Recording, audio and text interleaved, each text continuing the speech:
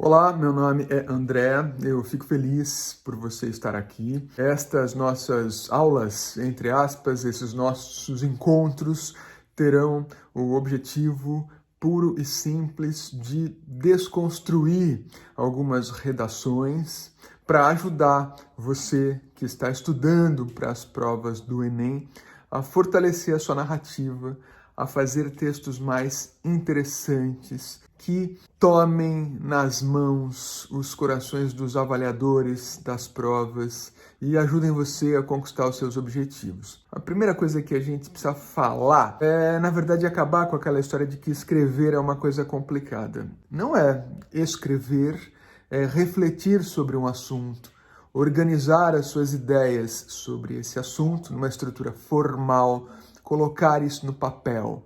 Então, qualquer pessoa alfabetizada, qualquer ser pensante, deve saber escrever bem. Seja você um pedagogo, um professor, um médico, um engenheiro, um advogado, saber se comunicar bem é uma obrigação, é preciso praticar, é treino. Quem faz boas redações praticou, pratica, escreve, lê. É uma musculatura, minha gente. Escrever bem é uma musculatura. É preciso treinar essa musculatura. Então, estes nossos encontros são possibilidades complementares de enriquecer a sua redação. Eu sugiro que você, na sua organização pessoal, no seu planejamento de aulas, coloque as redações, ou melhor, dê ao exercício da redação um espaço razoável. Eu não quero começar com conversa de coach, mas eu acho que é o seguinte: você tem um objetivo, você precisa focar nesse objetivo. Nem sempre você vai ter apoio familiar. Eu sinto começar falando assim, mas nem sempre a sua família vai entender quais são os seus objetivos. Nem sempre o apoio vai chegar. Foque no que você quer para você mesmo, no que você precisa fazer. Você quer fazer uma boa redação no Enem ou quer fazer uma boa redação no vestibular? Estude, pratique, treine, foco. As pessoas me perguntam muito sobre o estado de espírito na hora da prova, na hora de fazer uma redação. Puxa, mas é tão difícil porque é muito curto o tempo. É preciso manter a calma. E a segurança, não tenha dúvida, a segurança só vem do seu conjunto de informações. Quanto mais você pratica, quanto mais você conhece, quanto mais você estiver de posse das ferramentas para fazer uma boa redação, mais tranquilo você estará. Assim como quanto mais você estudar sobre as outras disciplinas, mais tranquilo você estará para fazer a prova. E não tem jeito, é repetição, é prática, é tempo dedicado a pensar, a ler, a escrever, a praticar, a refletir sobre todas as disciplinas. E aqui, especificamente, nós vamos falar de redação. Olha, qual será a metodologia dos nossos encontros, das nossas aulas? Nós vamos fazer exposições de redações vitoriosas no Enem. É importante saber quem são as pessoas que tiraram nota 1000 nas redações do Enem e por que elas tiraram a nota máxima, a nota 1000 nas redações do Enem. A gente precisa saber claramente qual é a diferença entre uma boa redação e uma redação ruim. Esse método tem por nome brevet de passarinho. Eu aprendi essa expressão com um cara muito legal chamado Henrique Schlott. A mamãe passarinho bota o ovo, o bebê passarinho nasce, a mamãe passarinho cuida da comida na boquinha dele. Uma hora ela pega esse bebê passarinho pela asa, assim, vai andando até a ponta do galho e diz assim: olha, meu filho, que lindo tá esse dia, que bonito. E de repente ela empurra esse passarinho. E se ele não voar, ele vai se esborrachar lá embaixo.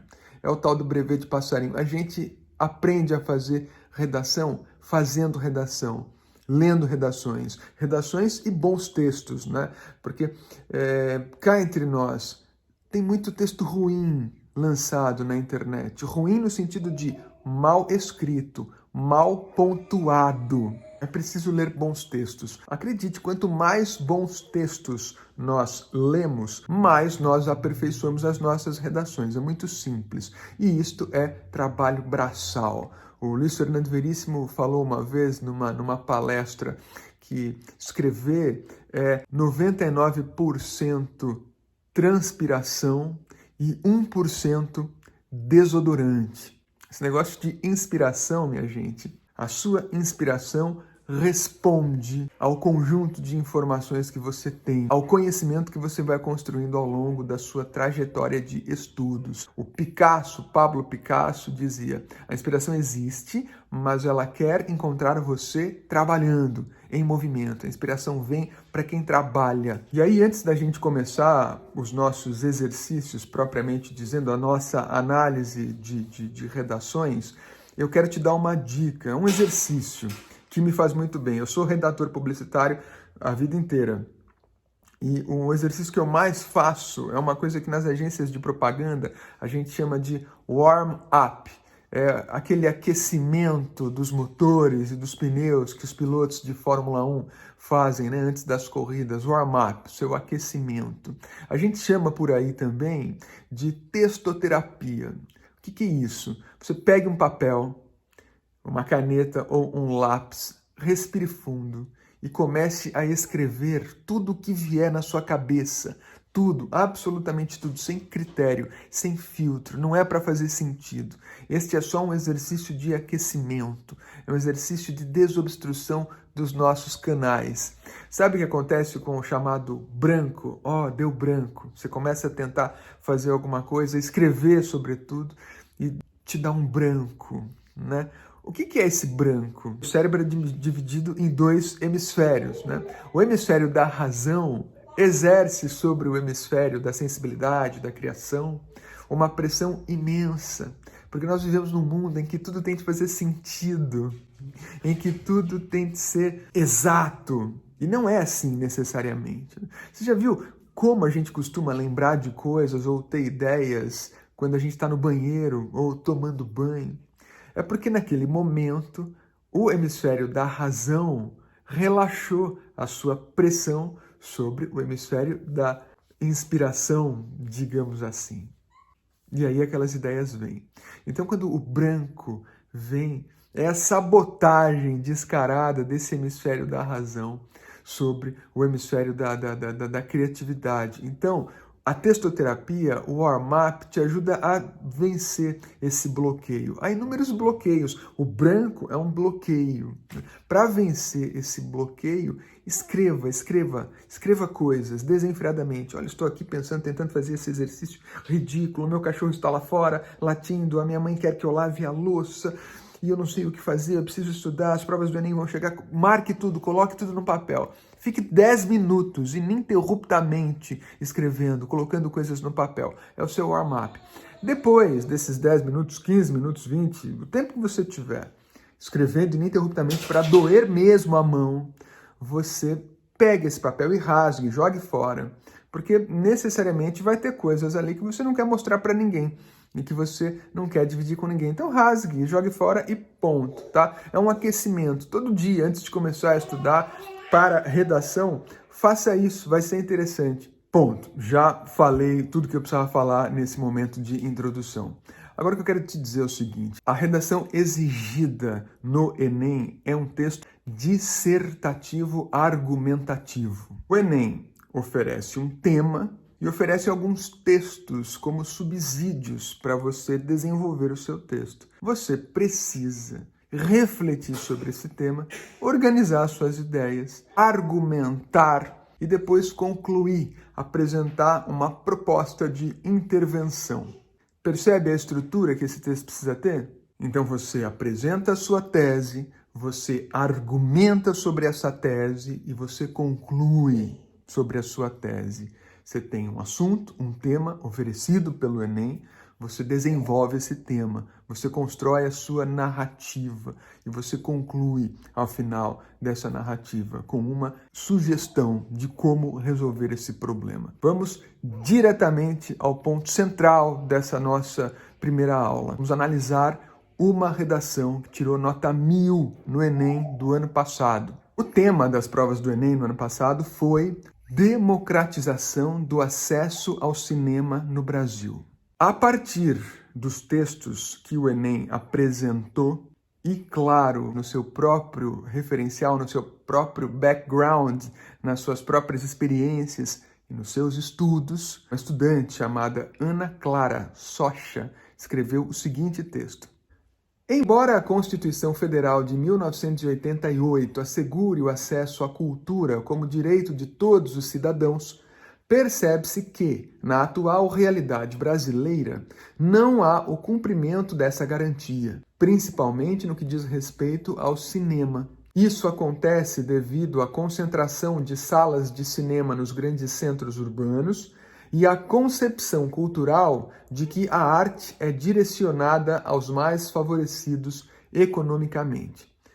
Percebe como ela usou corretamente a pontuação, como ela usou corretamente a vírgula? Sabe que nós, na minha geração, havia algumas professoras que diziam assim, a vírgula você usa quando parar para respirar.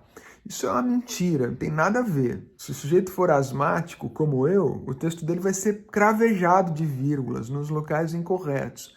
A vírgula é um instrumento de pontuação seríssimo. Então, atenção, nós vamos falar numa próxima aula sobre onde usar a vírgula, onde não usar a vírgula. Nunca dividir, não é o sujeito do verbo, o verbo do complemento com vírgula, enfim. Mas atentem para a corretíssima pontuação do texto da Ana Clara. Até porque a primeira competência, parênteses, tá? A primeira competência exigida na redação do Enem é o domínio da língua portuguesa. Escrever corretamente, pontuar corretamente é essencial, indispensável. Para aproveitar esses parênteses, a segunda competência exigida é entender a proposta da redação. A terceira competência é a sua capacidade de organização e argumentação. Quarta competência, conhecimento dos mecanismos linguísticos. E a quinta competência, elaborar uma proposta de intervenção. Mas vamos voltar para o texto da Ana Clara, agora no segundo parágrafo. É relevante abordar, primeiramente, que as cidades brasileiras foram construídas sobre um viés elitista e segregacionista, de modo que os centros culturais estão, em sua maioria, restritos ao espaço ocupado pelos detentores do poder econômico.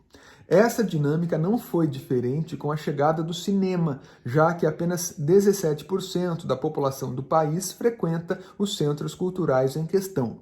Nesse sentido, observa-se que a segregação social, evidenciada como uma característica da sociedade brasileira, por Sérgio Buarque de Holanda no livro Raízes do Brasil, se faz presente até os dias atuais, por privar a população das periferias do acesso à cultura e ao lazer que são proporcionados pelo cinema. Segundo parágrafo belíssimo, complementou o primeiro parágrafo com informações, com números, que certamente ela pegou no material que o Enem apresenta de subsídio na hora da prova. Outra coisa importante, quando você receber esses materiais do Enem, esse material de subsídio, esses textos para ajudar a construir o seu texto, muito cuidado, não copie trechos desse texto, não copie, cuidado com isso. Ele é um subsídio para você construir o seu próprio texto, tá bom? Terceiro parágrafo do texto da Ana Clara. Paralelo a isso, vale também ressaltar que a concepção cultural de que a arte não abrange a população de baixa renda é um fato limitante para que haja a democratização plena da cultura e, portanto, do cinema. Isso é retratado no livro Quarto de Despejo, de Carolina Maria de Jesus, o qual ilustra o triste cotidiano que uma família em condição de miserabilidade vive e, assim, mostra como o acesso a centros culturais é uma perspectiva distante de sua realidade, não necessariamente pela distância física, mas pela ideia de pertencimento a esses espaços. Percebe como parece um desfile harmonioso de informações e como o raciocínio dela vai se desenvolvendo, se construindo, até chegar depois à conclusão e à proposta de intervenção. Vamos agora para o quarto parágrafo, que é a conclusão. do texto da Ana Clara. Ela construiu essa redação inteira em 4 parágrafos. Dessa forma, pode-se perceber que o debate acerca da democratização do cinema é imprescindível para a construção de uma sociedade mais igualitária. Nessa lógica, é imperativo que o Ministério da Economia destine verbas para a construção de salas de cinema de baixo custo ou gratuitas nas periferias brasileiras por meio da inclusão desse objetivo na Lei de Diretrizes Orçamentárias, com o intuito de descentralizar o acesso à arte. Além disso, cabe às instituições de ensino promover passeios aos cinemas locais, desde o início da vida escolar das crianças, mediante autorização e contribuição dos responsáveis, a fim de desconstruir a ideia de elitização da cultura, sobretudo em regiões carentes. Feito isso, a sociedade brasileira poderá caminhar para a completude da democracia no âmbito cultural. Que maravilhoso texto da Ana Clara. É uma linda redação. Olha aqui a folha original em que ela construiu a sua redação. Isso foi divulgado pelo Enem, tá, gente? Tá na internet. Percebam o seguinte, nessa folha de redação da Ana Clara Socha. Ela caprichou, né, na sua letrinha na folha de redação. Você sabe que você pode fazer o rascunho na prova e depois você passa isso a limpo. Você não pode entregar jamais a folha de redação em branco, você vai zerar a redação. Mas olha só, ela usou as 30 linhas, não é, que o Enem oferece para fazer essa redação, usou muito bem. Ela poderia ter aberto esse texto em 6 parágrafos, em vez de 4, 5, 6 parágrafos, poderia. Mas a opção dela, o raciocínio dela, a maneira como ela achou mais interessante para desenvolver o seu raciocínio, o seu pensamento, foi dividir esse texto em 4 parágrafos, tá certo? Ela usa bastante, né, períodos intercalados, ela usa muito corretamente os chamados apostos, né? Numa aula seguinte a gente vai falar do que sejam esses apostos. Eu vou fazer o seguinte, minha gente, eu estou colocando uma série de textos nota 1000 no Enem. Eu já coloquei isso num PDF e estou pensando numa forma de entregar esses PDFs a vocês. Então, se vocês quiserem, mandem para mim numa direct message o seu WhatsApp que eu mando esse PDF, tá certo? Vou fazer um grupo no WhatsApp, daqueles grupos bem democráticos em que só eu posso postar, só para dividir conteúdo com vocês, né? Ao longo dessas aulas eu vou mandando, além desse PDF com vários textos nota 1000 no Enem, que a gente vai desmontar por aqui, eu tenho outros textos para mandar para vocês também, né? Enfim, editoriais de jornal, por exemplo, grandes jornais, Folha de São Paulo, Estado de São Paulo, o Globo, tem editoriais muito bem feitos, muito bem escritos, que tem uma estrutura muito semelhante à estrutura que a gente pretende praticar, desenvolver, exercitar para as redações do Enem, né? Tem um tema, um desenvolvimento, né? Com opiniões, com números, com fatos, reunidos, né, naquele texto para fortalecer a argumentação, e tem, ao final, uma proposta de intervenção. Eu acho isso muito bacana. A gente precisa ler, minha gente. Tem de ler e tem de escrever, tá certo? Nas próximas aulas, eu vou passar temas, sugerir temas de redação para vocês construírem os seus textos e me mandarem para eu poder olhar. Eu só vou pedir encarecidamente para que cada um de vocês me mande um texto por semana, para eu poder, né, conseguir ler e fazer observações sobre todos os textos que me forem enviados, né? Se você mandar 2, 3, eu não vou conseguir, né, dar conta, tá bom? Então me mande um texto a partir dos temas que a gente vai sugerir daqui em diante, a sua redação, e eu vou fazer observações sobre essa redação, beleza? Outra coisa importante que eu quero sugerir: tenha um caderno, se você ainda não tem, um caderno só para as aulas de redação. Nesse caderno anote coisas que te saltarem, né? Que te chamarem a atenção durante as leituras que você vai fazer desses textos que eu vou sugerir. Leia, anote, faça anotações. Precisa colocar no papel. Tem uma artista brasileira, publicitária, chamada Maggie Moberdorf, que tem uma máxima ótima. Ela diz assim: as ideias se posicionam na nossa cabeça em fila indiana, em ordem crescente de qualidade. Para as ideias boas surgirem, as ideias ruins precisam sair da frente.